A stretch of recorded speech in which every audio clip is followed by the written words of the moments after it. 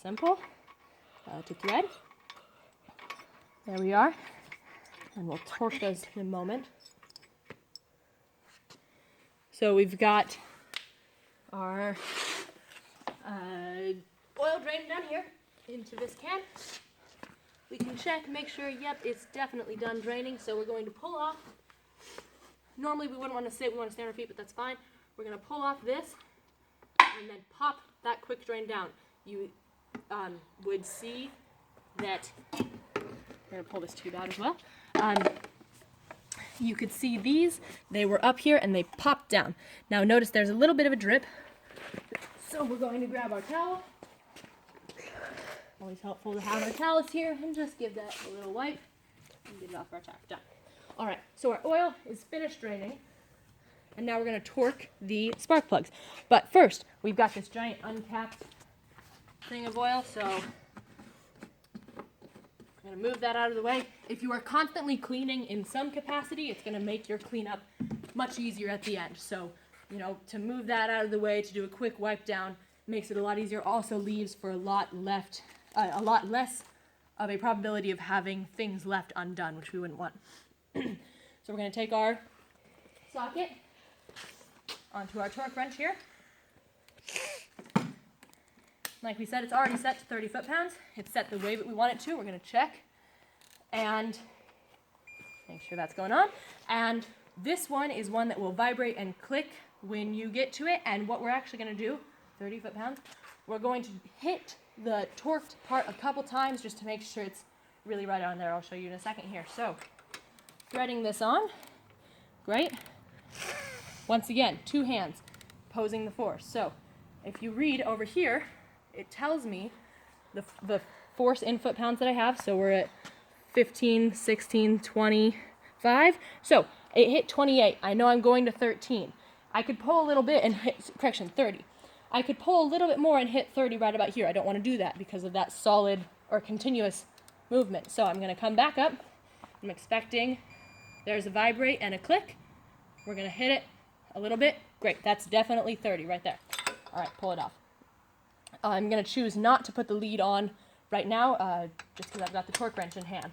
If we could, of course, go and, you know, torque it, put the lead on, all that stuff, every single one, but it's inefficient. So instead, we're going to do all of our torquing and then putting all the leads on so that we're only using our tool once around and saving our movement around the airplane. Notice, as I moved it around the prop area, I had a hand on the end and a hand on the end of the socket. It's like sweeping. You put a hand on the end of the broom because we wouldn't want that broom handle to be hitting wings of airplanes or anything like that. So same sort of thing. I'm moving around the prop. I'm going to keep my hand on the tool so that it doesn't hurt anything. Now, normally you would never be doing this around a prop. So up here, long before this started, I noted the keys that are attached to the magnetos are there. Now that doesn't ensure that I'm safe. An airplane can start with those keys out. I also am the one that moved it up here. I know the master's off. I know everything's fixed. And if I wanted to, I could even turn off fuel, something like that. So we know that it's torquing here. There's our torque. The bottom and top are, of course, torqued to the same amount. So getting that.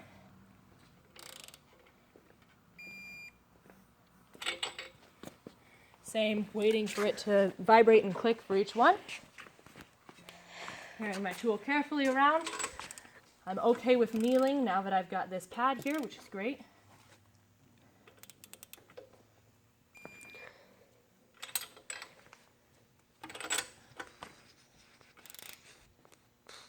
Now I've got this that I have to contend with, so I'm going to get up so that I can do that one continuous solid movement around as I get it torqued. Great, so all my spark plugs have been torqued to 30 foot-pounds as we wanted, and now we're going to grab our 3/4 wrench again, and we're going to put all these leads back on. Now, kind of a hand done, and then here.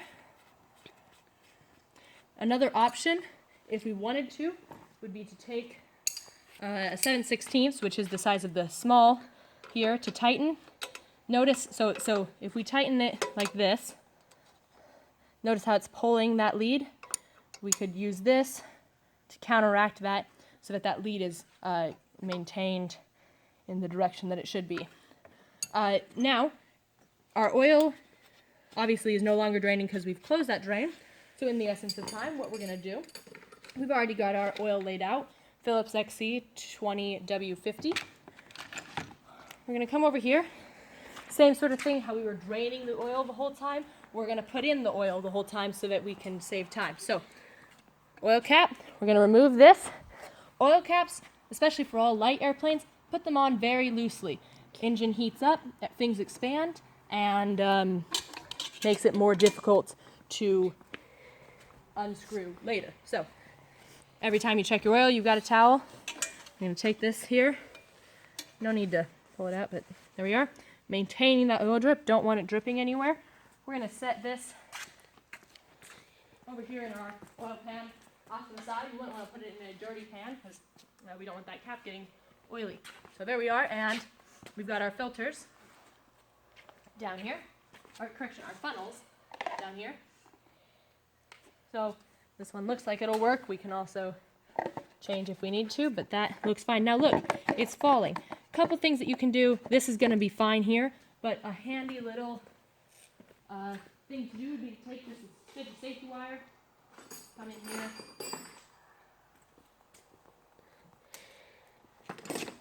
notice how this funnel's got a hole in it, maybe for this exact reason. Now our funnel's not going to move, it's not going to fall down. So we've got that wired in place where it needs to be. All right, coming over here, we're going to grab that oil. This airplane runs on 6, and then it can go down to 4, so we're going to put in 6 force here. But taking off the cap, set it aside.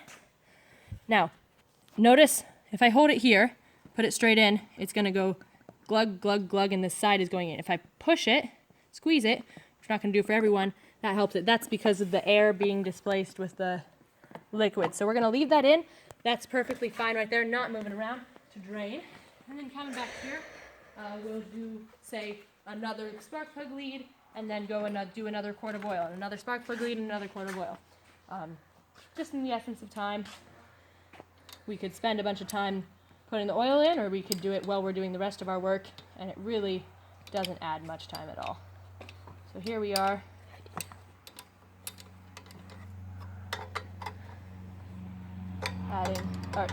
Tightening these spark plug leads. There we go, finger tight, that's going to be fine. Getting down to the lower ones here. Don't ever try to hold a tool in your hand while tightening it, whatever. We've got this down here for a purpose.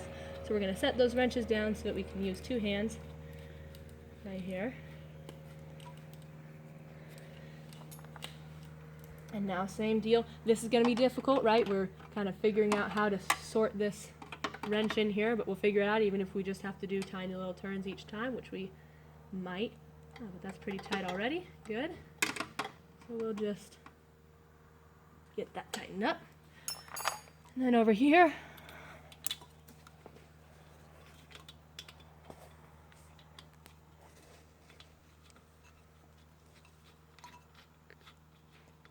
putting in that lead as well.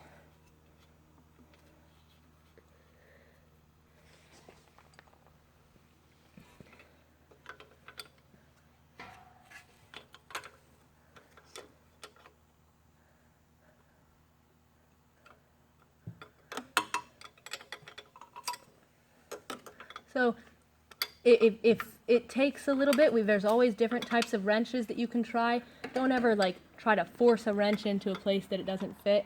That's just gonna hurt your airplane or cause you issues. Look, we can always innovate. Coming in from the other side instead is gonna help us out here. Holding that, tightening it, lovely. And now we're going to take a break and change oil. So taking off this other cap.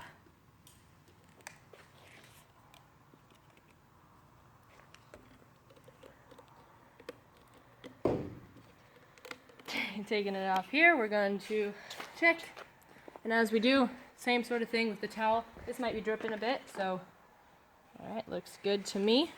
These will be thrown away. Now, at the end of this, I'm gonna have a ton of oily rags, a ton of oil cans. That's not something I wanna throw away in a garbage in a hangar that's got possibly blowtorches, maybe, you know, tons of fuel and everything. The issue here is obviously a fire concern. So when I throw all this away, I'll either do it in a place that I know is going to get disposed of quickly, as in not a garbage can that's gonna sit around for another week, or maybe in some sort of way to keep them so that they are not going to be lighting on fire. With that side done, these spark plugs up here now are just a hazard that can fall off. So keeping them in the same order, I'm going to put them on my newly cleared area over here. So even though I've got new spark plugs in, even though I'm almost all done with the spark plug job, still keeping them in that same order just in case something, what if I find out something's wrong with the cylinder, need to go back, what spark plug was on it, you know? So there's no harm in keeping them like this. There's no reason to just throw them away right away, so we're going to leave those as they are. Back again with my 2 wrenches here. I can move this out of the way. Pardon. And we'll do the top leads first.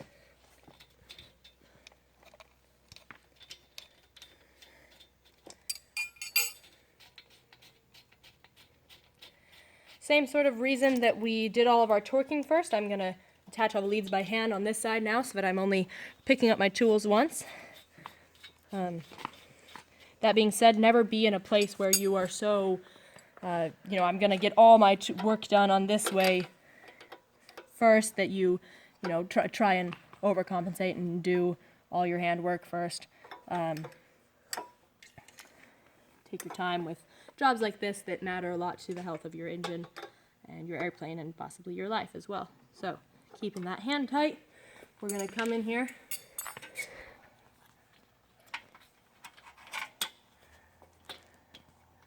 Thread that on.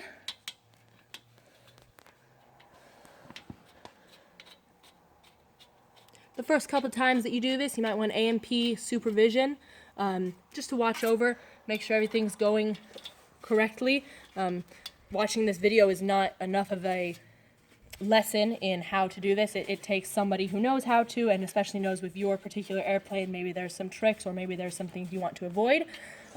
So just consult a local mechanic before doing any of this work entirely on your own, to ensure your own safety and the health of your airplane. So once again, getting this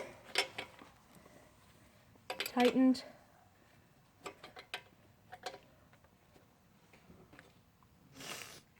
we go. And our last lead here. Perhaps we even go again from the back side like this.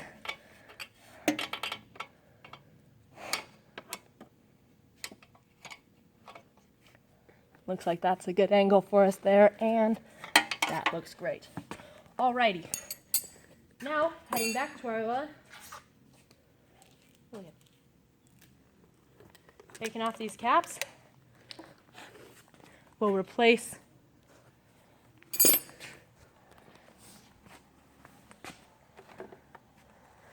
our oil here.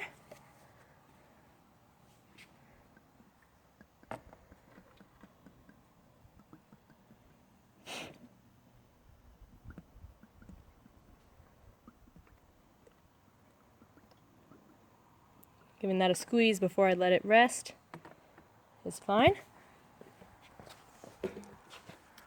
It's super easy, especially if you're doing this in a manner where you're putting in a quart and then changing something and then putting in a quart and doing something else. Keep those bottles, those empty bottles right there. We can count how many we've put in. We can keep that. Notice that this whole time, bright as it may be, we've got a light going. If I ever needed it, super handy to have a light here. You can never have too much light for your work surface. It's just really helpful to be able to see as much as possible. It's so helpful that we have people in shops that just hold flashlights while mechanics do work. That's really great. Notice also here, when I took off the cowling, I've got all the screws left over from my cowling here. Kept them in a clear plastic container. You know, when we go out and get nice takeout containers, we'll keep them, use them around the hangar, and that's super great just for keeping screws contained, putting pens in, something like that. Having this sort of work surface, as you've seen, is super helpful. I don't have to go off to the toolbox and come back. We've also got some cam guard here. We'll also put a little bit in, not this whole container, but just a bit in, so that it's better for our engine. Not necessary, but just something else that you can do to help your engine. Notice here, again with the lights, we've got a headlamp. Anything that you might need. If this went into the night, we'd turn on lights in our hangar or something along those lines so we can see everything. We wouldn't want to miss anything. That can also help with, say you drop a piece of safety wire when you're cutting it. It helps you find it a lot quicker. So we'll let that one drain as well. Now after we do all this, we'll push out the airplane. Not in this video, but after we put the cowling back on, we're going to push the airplane out, give it a test run, and then check that oil quantity again, see that it's burning normally, check how it looks and everything.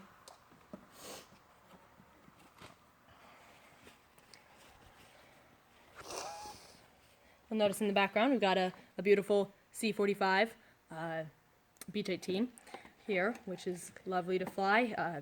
This 150 though is super great for little hops and trips around, and also for instructing. It's a lot of people start out on a 150, and half of that's because it's so easy to work on. As you've seen here, it's something that a pilot can learn how to work on pretty simply, such as changing the oil filter, everything like that.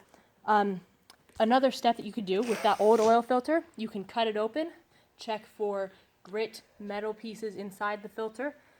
Obviously it ruins the filter, you're not going to use it again anyway, but lots of mechanics have a cutting tool, or you can just use a razor blade, cut out the filter, and check it, inspect it. You don't have to do it every time, but every once in a while it's good to just make sure that nothing's getting into that oil filter that you don't want.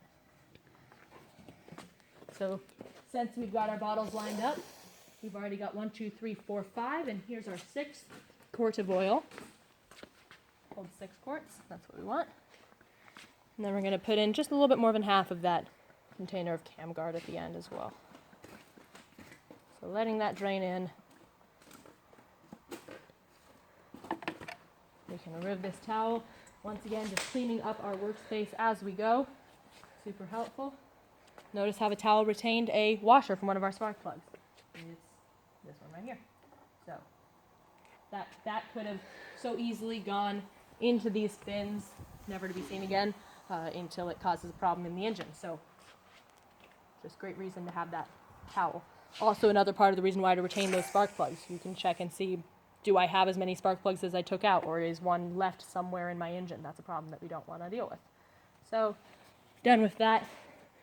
The same way that a cook wouldn't let every drip of batter go out, we're not going to care all that much if we leave a couple drops of oil in those containers. It's fine. You spend more time doing that than working on your airplane. All right, that looks like about half. Notice how this bottle has got the clear side so that you can see. And so we'll put that cap back on and use it next time that we do an oil change. So the final steps here are going to be putting on our lower and upper cowling, taking this funnel, off, and replacing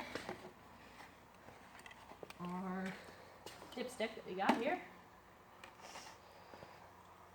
We'll do a test run of the airplane with our new spark plugs, new oil filter, and new oil. So we've drained the oil, we've replaced the oil, we changed 8 spark plugs, put their leads on, coated them with anti-seize, made sure that they were gapped correctly. We put on a new filter, safety wired it correctly, and we've cleared our workspace. Look, we don't have oil dripped everywhere. We've got all of our tools onto 2 carts, and we are ready to go with just a few extra steps before our airplane is all finished, and it only took about an hour. So thank you very much for watching, and this has been our oil change on the Cessna 150. I'd also like to introduce you to our camera person Lillian, who followed me around, and she is actually the main student of this 150, as she is learning how to fly and can taxi in it by herself. Thank you very much.